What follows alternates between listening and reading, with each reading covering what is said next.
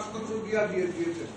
আমাদের ত্রিপুরার কর্মচারী 24% বিয়ে পাওনা বকেয়া রয়েছে এবং অবসর কর্মচারী রয়েছে। এইভাবে কর্মচারীদের বিষয়ে আপনারা জানেন নির্বাচন আমরা আগ্রহ হয়েছে এবং আমাদের সরকার খুব যথেষ্ট এই বিষয়ে নীতিবাচক মনোভাব নিয়ে এগোচ্ছে।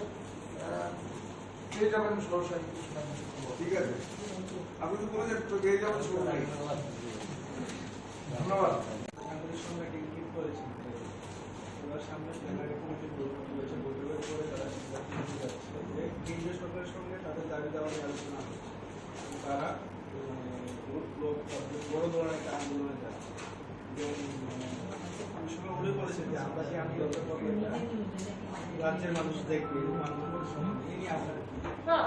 গণতান্ত্রিক উপায়ে আন্দোলন করার অধিকার সবার আছে, সমস্ত গণতান্ত্রিক দলের অধিকার আছে, কিন্তু এই সমস্ত আন্দোলন কোনোভাবেই যাতে জনগণের স্বার্থ বিরোধী না হয়, জনগণের স্বাভাবিক জীবনযাত্রা যাতে ব্যাহত না হয় সেগুলি দেখা প্রয়োজন। অন্যথায় যদি জনজীবন বিপর্যস্ত হয় বা সেই ধরনের আইন শৃঙ্খলাগত কোনো ধরনের বিপর্যয় দেখা দেওয়ার সম্ভাবনা দেখা যায়, সেক্ষেত্রে তো সরকার ব্যবস্থা নেবে।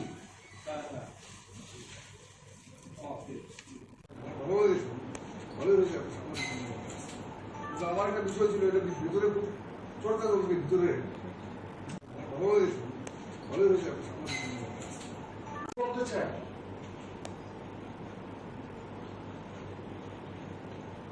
এই যে বিভিন্ন জায়গায় বিভিন্ন ধরনের ঘটনা ঘটছে, আইন শৃঙ্খলা সংক্রান্ত যে সমস্ত ঘটনা, ন্যাশনাল ক্রাইম ব্যুরো তার যে রেকর্ড, আমাদের বক্তব্য না, 2018 থেকে 22 পর্যন্ত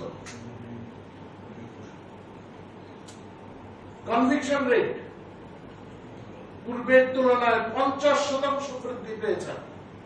এটা একটা রেকর্ড।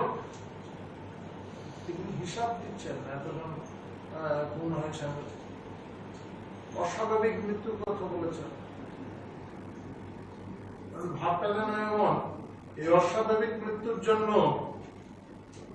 ভারতীয় জনতা পার্টির সরকার দায়ী।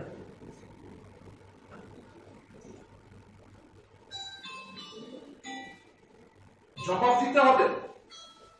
বাম জামানায় কেন আত্মহত্যায় ত্রিপুরার প্রথম স্থানে ছিল, সেই জবাবটা আমার দরকার ছিল। কারণ এগুলো তো বিধানসভা রেকর্ড করা, তিনিও ছিলেন বিধানসভা। যাই হোক, আমরা আশা করব গণতান্ত্রিক প্রক্রিয়ার সঙ্গে যুক্ত সমস্ত রাজনৈতিক দল সরকার পরিচালনার ক্ষেত্রে বিভিন্ন পরামর্শ দেবেন। কোথাও কোনো যদি খামতি থেকে যায় সে সমস্ত বিষয়ে বলবেন,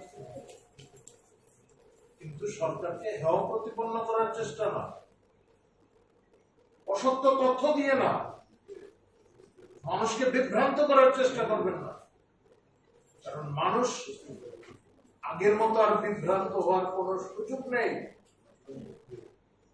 মানুষের কাছে অনেক মাধ্যম আছে এখন সত্য ঘটনা জানার, সত্য জানার।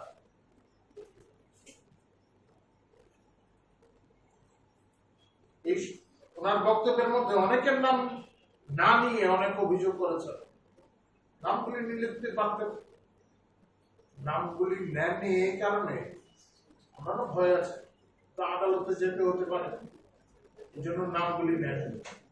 যাই হোক, অভিযোগ যে কারো বিরুদ্ধে থাকলে তথ্য প্রমাণ সহ কথা বললে ভালো।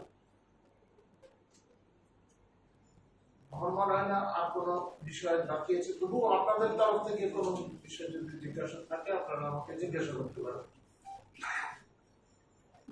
কর্মচারীদের জন্য 8% দিয়ে দিয়েছেন এবং অবসররত কর্মচারীদের জন্য 8% বিয়া দিয়ে দিয়েছেন। আমাদের ত্রিপুরার কর্মচারী 24% বিয়ে পাওনা বকেয়া রয়েছে এবং অবসররত কর্মচারী রয়েছে। এইভাবে কর্মচারীদের বিষয়ে আপনারা জানেন নির্বাচন আমরা আগ্রহ হয়েছে এবং আমাদের সরকার খুব যথেষ্ট এই বিষয়ে নীতিবাচক মনোভাব নিয়ে এগোচ্ছে। পেয়ে যাবেন সহসাই। ঠিক আছে, আপনি তো বলে যাচ্ছেন পেয়ে যাবেন সবাই।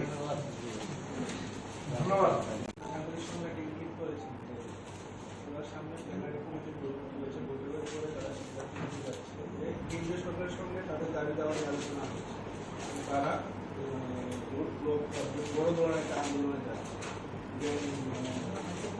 মনে করেছেন যে আমরা সেই আন্দোলনটা করবো, রাজ্যের মানুষ দেখবে, মানুষ এই নিয়ে আপনার কি? না, গণতান্ত্রিক উপায়ে আন্দোলন করার অধিকার সবার আছে, সমস্ত গণতান্ত্রিক দলের অধিকার আছে, কিন্তু এই সমস্ত আন্দোলন কোনোভাবেই যাতে জনগণের স্বার্থ বিরোধী না হয়, জনগণের স্বাভাবিক জীবনযাত্রা যাতে ব্যাহত না হয়, সেগুলি দেখা প্রয়োজন।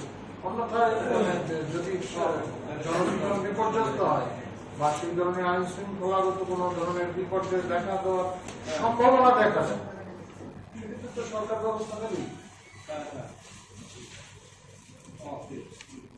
বলে দিয়েছি।